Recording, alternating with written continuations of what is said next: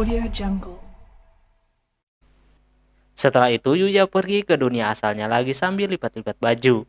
Dia keingat dengan cewek yang bernama Lexia tadi, kemungkinan dia sudah aman, soalnya udah ada yang ngebantuin. Tak lama Yuya berpikir kalau dia selalu memakai pakaian itu terus. Dia udah bosan banget, karena dia sekarang udah mempunyai penghasilan dari dunia lain, dia pengen membeli baju yang lain juga. Langsung tanpa basa-basi Yuya pun pergi ke mall untuk membeli pakaian yang baru. Terlihat banget karena mukanya tampan, orang-orang auto meliriknya kayak gitu. Bukannya senang si Yuya ini malah malu dan pengen cepat-cepat pulang. Di sisi lain terdapat agensi yang mau melakukan pemotretan. Cuma ada kendala yaitu model laki-lakinya belum datang. Dikarenakan semalam dia habis minum-minum. Otomatis agensinya marah-marah sama manajernya. Kalau sekarang modelnya belum datang-datang juga. Apalagi ini harus nunggu 1 jam lagi. Padahal model yang cewek bernama Miu itu udah dari tadi datangnya. Ditambah dia juga pasti ada urusan yang lain. Terus Yuya ini mulai memilih bajunya. Nampak karena banyak modelnya dia kesusahan mau pilih yang mana. Sampai akhirnya ada 2 cewek kakak-kakak yang menghampirinya. Lantas Yuya bingung lah mau ngapain gitu kan.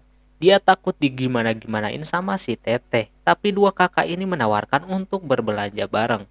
Tapi di situ si Yuya kagak mau sebenarnya. Dia pengen cepat-cepat pulang. Alhasil dia pun menolaknya secara keren macam itu. Agensi yang tadi udah hilang kesabaran banget. Modelnya kagak datang-datang. Dia udah kagak bisa menunggu lagi kayak begitu. Dia bakalan menggunakan cara terakhir, yaitu mencari model cowok di tempat itu dengan random.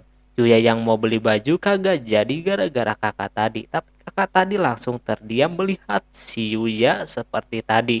Yang menurut mereka langsung meleleh dan berasa dia kembali muda lagi. Dia merasa kagak enak karena meninggalkan begitu saja. Tak lama kemudian si agensi tadi bertemu dengan si Yuya di eskalator. Secara tiba-tiba agensi tersebut menunjuk si Yuya sebagai model lelakinya. Sementara di sisi yang lain Lexia pengen bertemu dengan si Yuya yang menolong dia sebelumnya.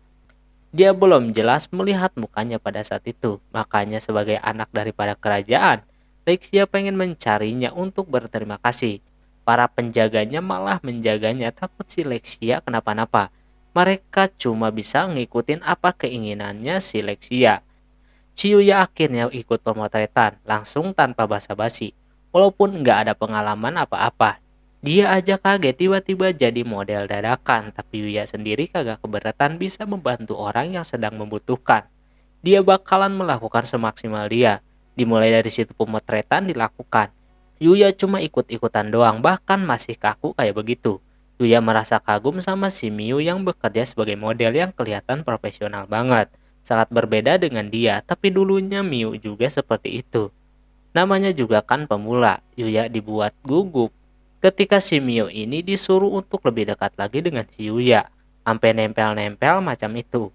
Sampai akhirnya selesai itu mereka beristirahat terlebih dahulu. Dikala sedang beristirahat mereka berdua mengobrol. Yuya baru merasakan pengalaman seperti ini. Baju-baju kayak begitu pun dia baru pakai. Sebelumnya cuma pakai kemeja putih doang. Ini benar-benar pengalaman pertamanya.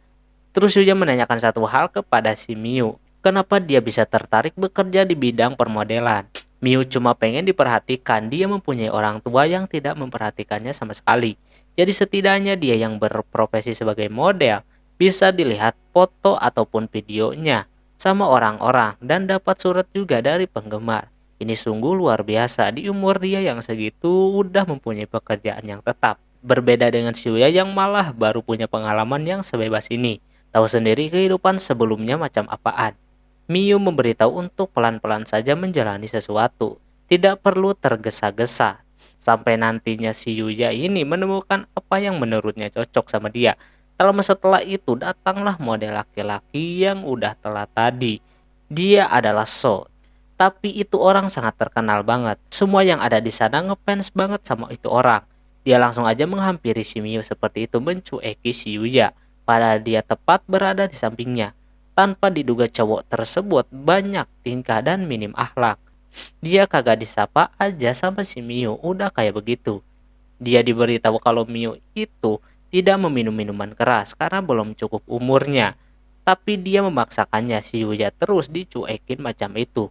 Udah disuruh berhenti juga. Sampai di mana si So ini menyauti karena Yuya melihat Miu kagak enak digituin. So marah mau menunjuknya. Ketika Yuya melihat sapu tangan si Miu keinjek, Yuya langsung aja membanting gaya begitu.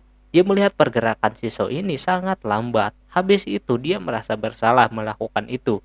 Takut nasib buruk menimpanya lagi. Namun malah sebaliknya orang-orang seketika makin suka sama si Yuya.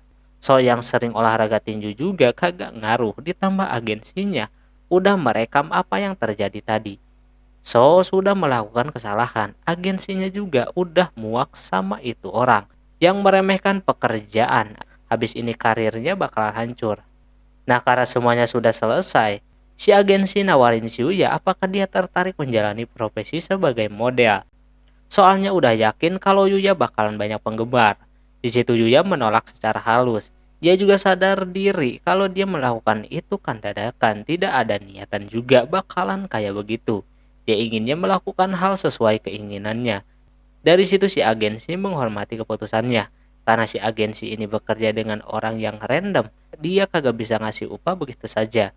Jadi dia ngasih aja baju buat si Yuya. Alhamdulillah sekali ya. Bisa dapat baju lebaran. Yuya yang awalnya mau beli malah dikasih kayak begitu. Dari situ Yuya dengan senang hati menerimanya lalu dia pun lanjut pulang. Miu berharap bisa bertemu lagi dengan si Yuya nantinya. Pulangnya si agensi merasa sayang banget. Dia kagak bisa ngajak si Yuya bekerja sama dia. Si Miu juga nantinya bisa bekerja bareng tapi bersama si Yuya. Dia seperti sudah suka sama itu orang. Sesampainya di rumah Yuya yang tadinya udah bersenang-senang. Saatnya pergi ke dunia lain, terlihat Lexia bersama borongan direpotin sama goblin yang ada di tempat tersebut. Ketika Lexia mau dihajar sama goblin, datanglah si Yuya yang langsung menghabisi mereka semua. Lexia langsung terkejut melihatnya. Akhirnya dia menemukannya lalu dia juga nolongin prajuritnya. Tak lama setelah itu tiba-tiba saja Lexia mengajak nikah si Yuya.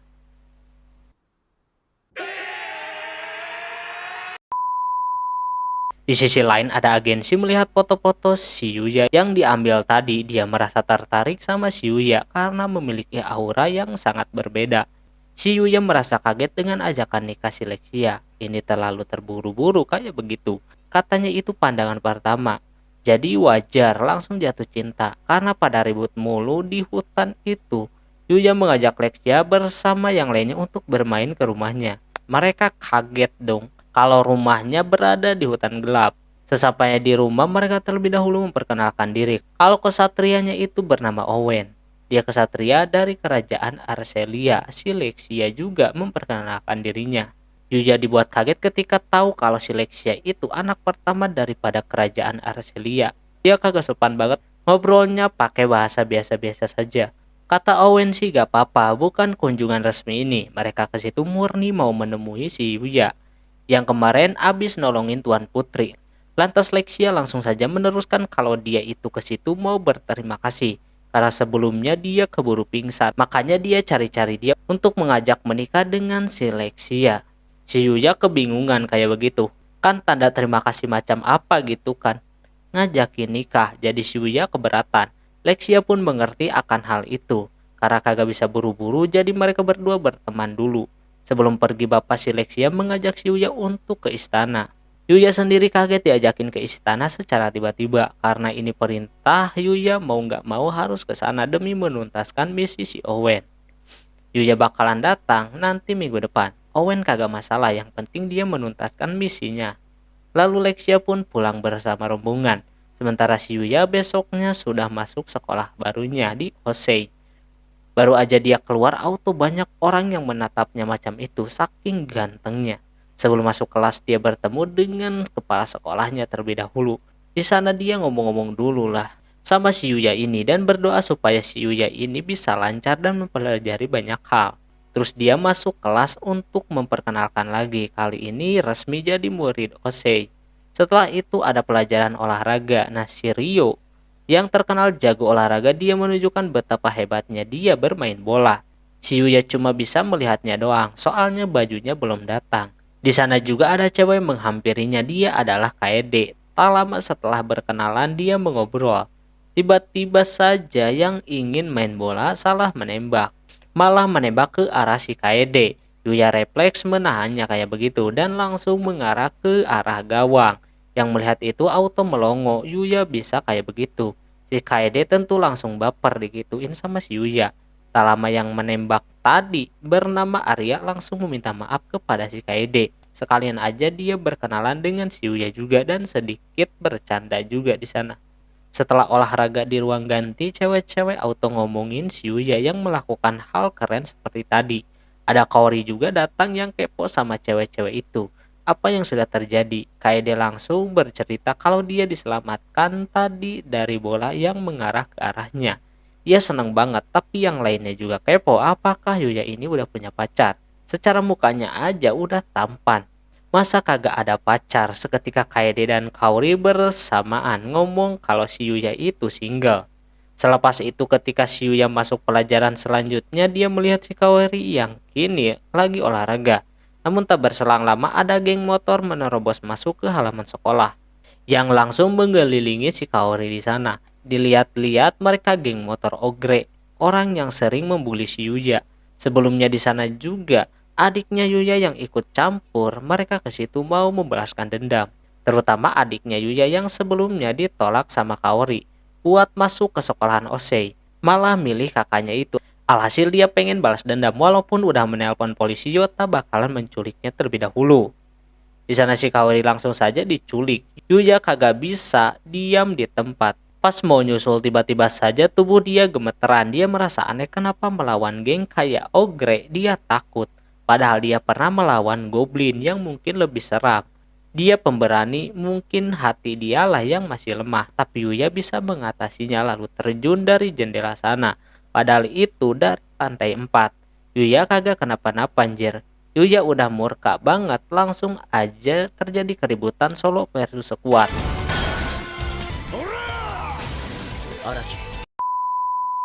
Pas dia mau nolongin Kaori, ada yang gede menghalanginya. Tapi hal itu sangat mudah untuk si Yuya kalahkan. Geng itu juga belum mau kalah, kaptennya mulai bertingkah. Dia menggunakan motornya untuk menyerang si Yuya, tapi Yuya dengan dinginnya bisa menghindari semua serangannya, apalagi ketika Yuya bisa melompat tinggi kayak begitu, yang membuat orang-orang salah fokus lalu menabrak tetangga. Dari situ polisi datang menangkap para geng motor tersebut.